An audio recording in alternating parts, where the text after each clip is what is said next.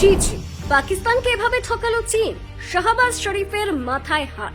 চীনের ওপর পূর্ণ আস্থা রেখেছিল পাকিস্তান, কিন্তু শেষ মুহূর্তে যে এরকম ভাবে ডোবাবে তা স্বপ্নেও কল্পনা করতে পারেনি পাকিস্তান। গোটা বিশ্বের সামনে লজ্জায় শেষ পাক সেনা। জানেন কিভাবে পাকিস্তানকে ঠকিয়ে দিল চীন? পাকিস্তানের সাথে বারবার কেন এমন হয়? এই ঘটনার কথা শুনে আপনিও চমকে উঠবেন।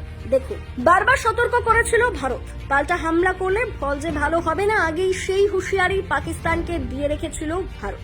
অপারেশন সিঁদুরের পর সাংবাদিক বৈঠকে স্পষ্ট করে দিয়েছিল ভারতীয় সেনা। ভারতের সেই সাবধান বাণী না শোনায় চরম পরিণতি হলো পাকিস্তানের। সম্প্রতি মধ্যরাতে ভারতের 15টি শহর লক্ষ্য করে ক্ষেপণাস্ত্র হামলা চালায় পাকিস্তান, কিন্তু ভারতের S-400 এয়ার ডিফেন্স সিস্টেম প্রতিটি ক্ষেপণাস্ত্রকে আকাশেই নিষ্ক্রিয় করে দিয়েছে বলে ভারতীয় সেনার তরফে জানা গিয়েছে। এমনকি ভারতের পাল্টা ড্রোন হামলায় পাকিস্তানের HQ-9 এয়ার ডিফেন্স সিস্টেম ধ্বংস হয়ে গিয়েছে বলে সূত্রের খবর। আর এই ঘটনার পরই সামনে চলে এসেছে চীনের সমরাস্ত্রের উপর নির্ভর করে কতটা ঠকতে হলো পাকিস্তানকে। আকাশ প্রতিরক্ষা ব্যবস্থার ক্ষেত্রে পুরোপুরি চীনের ওপরই নির্ভরশীল ইসলামাবাদ। এর জন্য কয়েক হাজার কোটি টাকা খরচও হয়েছে পাকিস্তানে। পুরোটাই যে চীন ও পাকিস্তানের ফাঁকা বুলি গত দুদিনেই তা বারবার স্পষ্ট হয়ে গেল। প্রসঙ্গত, এর আগেও চীনের তৈরি আকাশ প্রতিরক্ষা ব্যবস্থার ব্যর্থতা ধরা পড়েছিল। ভারত পাকিস্তান সংঘাতের আবহে তা আরো স্পষ্ট হয়ে গেল। পাকিস্তানের হাতে রয়েছে 6টি আকাশ প্রতিরক্ষা ব্যবস্থা। চীনের তৈরি HQ-9P বা HQ-9B নাম।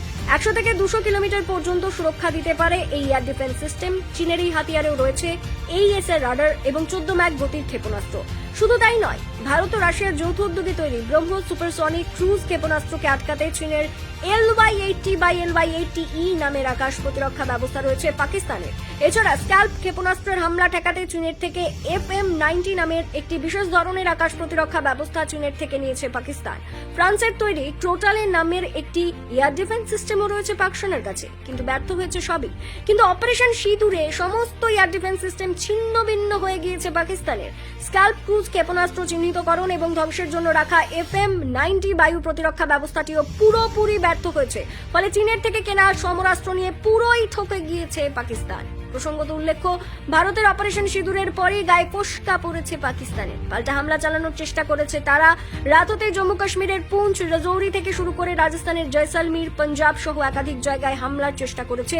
হামাসের কায়দায় ঝাঁকে ঝাঁকে ড্রোন দিয়ে হামলা করার চেষ্টা করেছে পাকিস্তান, তবে তা প্রতিহত করেছে ভারত।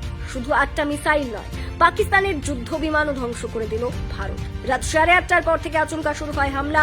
পরপর শোনা যায় বিস্ফোরণের শব্দ। মিসাইল ও ড্রোন পাঠিয়ে হামলার চেষ্টা করলো পাকিস্তান, তবে সব চেষ্টাই ব্যর্থ করে দিয়েছে ভারত।